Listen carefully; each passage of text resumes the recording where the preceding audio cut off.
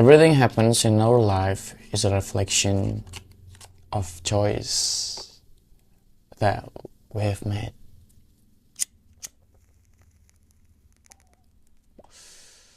Segala sesuatu yang terjadi dalam hidup kita itu adalah sebuah refleksi dari apa yang udah kita pilih. Dan kalau misalkan lo gak suka dengan hasilnya, lo harus ubah pilihan lo. Your brain is one of your most important organs. Your brain is the epicenter of your existence. Home to billions of neurons, it's your body's mission. The world around you is as fascinating as the universe inside your head. Your brain is growing hundreds of nerve cells called neurons. By the time you become a teenager, your brain has stopped growing. But it continues to develop. The insulation of the neurons, which begins at birth, continues over many years. For at the end of the day, it's our brain that makes us us. And your brain doesn't stop working. Some studies have found that brain activity may continue for several minutes, even after your heart has stopped. Halo semuanya, selamat datang di Your Mind Kills Bercurah. Gue udah lama banget nggak bikin konten buat playlist ini.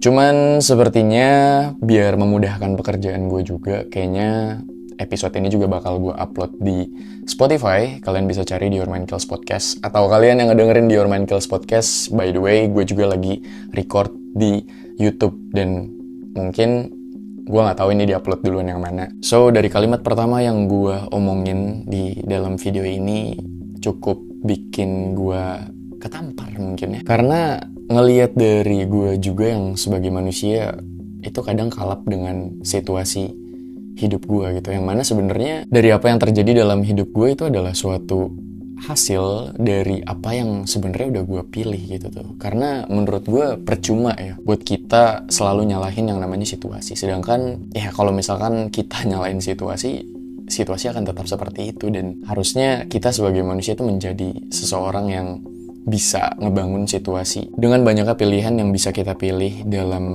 permasalahan apapun, gue yakin semuanya pasti punya resiko. Tapi lu tahu kalau misalkan manusia itu selalu dipenuhi dengan yang namanya keraguan akan ketidakpastian.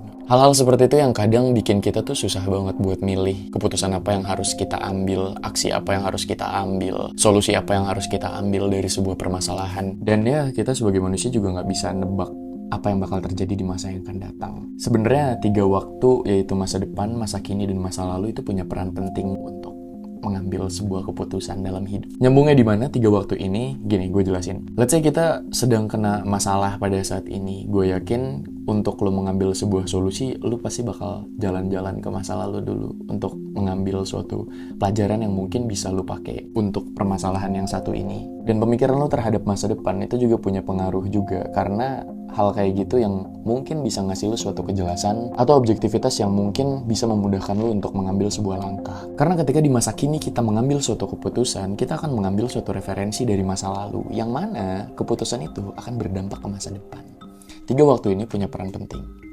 Masa lalu, masa kini, dan masa depan. Lantas gimana buat kita yang kadang susah buat ngambil suatu keputusan? Jujur gue juga cukup sulit untuk ngambil suatu keputusan dalam hidup gue. Entah itu karena terlalu banyak memikirkan suatu hal yang mungkin gue pikir pada saat itu bisa dipikirin dan bisa dijadikan suatu solusi atau ngebantu untuk gue nemuin solusi. Tapi kadang hal kayak gitu malah ngabisin banyak waktu. Banyak orang yang tenggelam dalam keraguannya, banyak orang yang tenggelam dalam situasi dilematisnya, yang mana mereka bingung untuk milih keputusan yang mana yang harus mereka ambil. Dan karena ini juga gue bisa bilang bahwasannya masa lalu ya nggak harus dihapus. Ngapain lo ngapus masa lalu, sedangkan banyak pelajaran yang mungkin belum lo pelajarin dari masa lalu lo. Dalam pengambilan keputusan gue bisa bilang diri gue adalah seorang yang payah, karena gue nggak bisa memutuskan sesuatu dengan cepat, karena gue yang mungkin terlalu banyak berpikir, gue yang terlalu banyak bikin skenario dalam otak gue sendiri, dalam pikiran gue sendiri tentang kalau misalkan gue ngambil ini bakal kayak gimana ya nanti, kalau misalkan gue ngambil ini kayak gimana ya nanti, toh kalau misalkan jadinya kayak gini resikonya seperti apa, kalau misalkan gue ngambil yang ini resikonya bakal seperti apa, dan apakah gue siap untuk menanggulangi resiko A, apakah gue siap menanggulangi resiko B. Banyak sekali hal yang harus dipikirkan untuk mengambil suatu keputusan, tapi gimana cara kita bisa memudahkannya? Makanya biasanya kalau misalkan di dalam suatu organisasi, untuk mengambil suatu keputusan itu dibutuhkan yang namanya meeting, rapat, discuss. Dan hal itu cukup membantu karena pencarian solusi atas masalah yang sedang terjadi itu dibantu dengan banyak kepala. Semakin banyak kepala, ini juga sebenarnya pro dan kontra. Dengan lu banyak cerita tentang permasalahan lu, bisa aja lu dapet solusinya, lu tahu apa yang bakal lu putuskan, tapi bisa juga lu yang gak tahu apa-apa dan lu ngerasa lu cuman buang-buang waktu dan buang-buang energi. Ketika diri gue mengalami situasi sulit dimana gue susah banget buat ngambil keputusan dan mungkin gue butuh seseorang, tapi di samping itu mungkin gue yang susah buat percaya sama orang, dan mungkin kalian juga merasakan hal seperti itu. Atau kalian ngerasa kayaknya orang-orang juga gak bakal dengerin gue gitu tuh. Toh mereka juga ngasih saran ya sembarang saran, mereka cuman respect doang dengan apa yang gue ceritain, sampai akhirnya mereka ngasih sebuah saran. Banyak kemungkinan yang bisa terjadi ketika kita menceritakan suatu permasalahan kepada seseorang untuk ngedapetin suatu solusi atau ngedapetin saran. Tapi permasalahannya, respon dari seseorang itu nggak bisa kita kontrol. Lo nggak bisa nuntut orang untuk bisa ngasih saran ke lo nggak bisa nuntut orang untuk bisa ngasih solusi ke lo. Tapi yang bisa lo kontrol adalah diri lo. Ada satu kalimat yang lumayan ngebantu hidup gue dalam pengambilan suatu keputusan atau penyelesaian masalah. Kalau kita ngelihat banyak kasus yang terjadi, orang tuh selalu menceritakan permasalahannya terhadap seseorang untuk dapetin suatu solusi. Tapi hasilnya nggak ada atau bahkan prosesnya juga dihentikan karena mungkin tidak ada orang yang dengar. Buat gue dasar dari hal ini adalah komunikasi yang bagus untuk lo bisa ngobrol sama orang. Dan yang harus digarisbawahin adalah jangan ceritain masalah lo terhadap orang yang lu anggap baik, tapi ceritain masalah lu ke orang-orang yang lu anggap worth dengan permasalahan lu. Gue ulangin sekali lagi, jangan ceritakan permasalahan lu ke orang-orang yang lu anggap baik doang, tapi ceritain masalah lu ke orang-orang yang worth dengan permasalahan yang sedang lu emban. Karena menurut gue itu adalah hal yang cukup efektif dalam penyelesaian masalah ketika lu lagi butuh seseorang untuk dapet perspektif mereka. Gue dulu suka banget untuk cerita ke orang buat dapetin saran, tapi akhirnya gue sadar bahwasannya semakin banyak masukan, semakin banyak saran, semakin banyak orang yang gue obrolin, semakin banyak solusi yang gue dapetin dari seseorang, itu malah bikin gue makin bingung. Gue harus ngambil yang mana? Gue harus mutusin yang mana? Langkah apa yang harus gue ambil? Dan ketika gue menerapkan hal tersebut, kayaknya sekarang jauh lebih mudah deh. Karena gue tahu ketika ada masalah A datang ke gue tahu siapa orang yang mumpuni untuk bisa bantu gue menyelesaikan masalah ini. Di sisi lain, hal kayak gitu juga nahan kita untuk nggak nyalahin orang. Karena ketika kita memfilter orang, bukan kita yang mengharapkan suatu respon baik dari orang yang padahal ujung-ujungnya nggak dapet juga gitu ya. Hal kayak gini mungkin jauh lebih gampang untuk dikontrol sama kita, karena kita yang milih. Lu dapet kendali atas diri lu sendiri. Lu bisa filterisasi orang mana yang worth dengan permasalahan lu, orang mana yang kayaknya nggak cocok deh untuk gue ceritakan permasalahan gue ke dia. Even orang itu adalah orang terdekat lu, mungkin sahabat lu, teman kecil lu, atau keluarga lu. Nggak ada orang yang benar-benar ngerti lu selain diri lu sendiri. Dan ya dengan begitu lu juga nggak gampang buat nyalahin orang. Lu nggak bakal teriak-teriak bahwasannya orang nggak mau dengerin gue cerita juga buat apa, mending gue emban permasalahan sendiri. No, release. Ya hidup lu bakal nggak tenang ke depannya karena ada emosi negatif di dalam diri lu atau ada tanda tanya besar di dalam pikiran lu. Karena gue tahu emosi itu nggak bisa dibendung. Jadi jangan ceritain permasalahan lu ke orang-orang yang lu anggap baik. Ceritakan permasalahan lu ke orang-orang yang menurut lu worth it. You're a master of yourself. Bahkan kalau misalkan lu nggak nemu orangnya siapa ya yang worth it gitu, lu nggak nemu, you can choose yourself.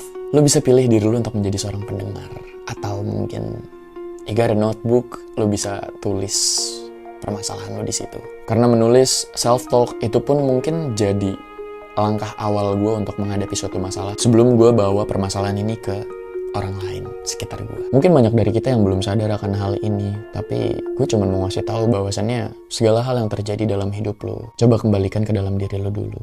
Karena kadang kita melupakan diri kita sendiri. Ketika lo punya permasalahan dan lo ngerasa sedih, ketahuilah bahwa orang pertama yang tahu diri lo sedang sedih adalah diri lo sendiri. Ketika lo lagi marah, orang yang pertama tahu kondisi lo lagi marah adalah diri lo sendiri.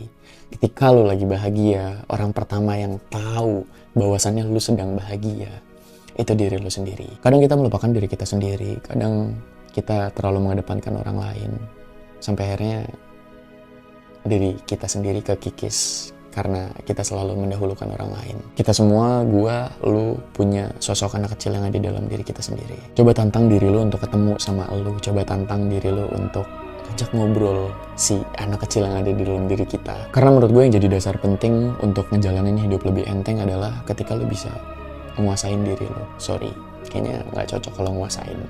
Kalau misalkan lo bersahabat dengan diri lo, gue yakin lo akan sangat merasa powerful banget ketika lo udah bond dengan diri lo sendiri. Hubungan manusia terhadap dirinya sendiri itu menurut gue udah kayak parent and child, udah kayak bapak dan anak. Kalau misalkan gak akur, gue yakin susah banget untuk lo ngendaliin diri lo. Susah banget untuk lo ngelakuin sesuatu. Susah banget untuk lo ngejar mimpi lo. Susah banget untuk lo buat ngehadepin realitas. Kadang gue ngelihatnya kasihan ketika gue ngelihat seseorang yang mereka terlalu dermawan empati terhadap seseorang, tapi mereka miskin empati terhadap diri sendiri. Mereka banyak ngebantu orang, tapi mereka nggak mau bantu diri sendiri. Dan hal kayak gitu juga yang ngedorong kita atau menjerumuskan kita menjadi people pleaser. Dan gue yakin banyak orang yang sedang belajar untuk bisa bilang enggak. Tips dari gue untuk lo bisa ngurangin rasa gak enak terhadap seseorang adalah coba kompromi sama diri lo sendiri. Coba ajak diri lo untuk mengenal diri lo sendiri. Coba ajak ngobrol dia. Coba lo pelajarin kekurangannya. Coba lo pelajarin kelebihannya. Karena menurut gue percuma lo berusaha menjadi orang baik buat orang.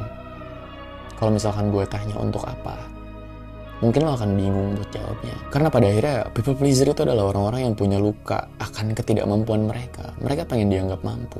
Ketika pengen dianggap, ya itu dekat banget dengan yang namanya validasi. People pleaser melakukan hal baik untuk dapetin status sosial.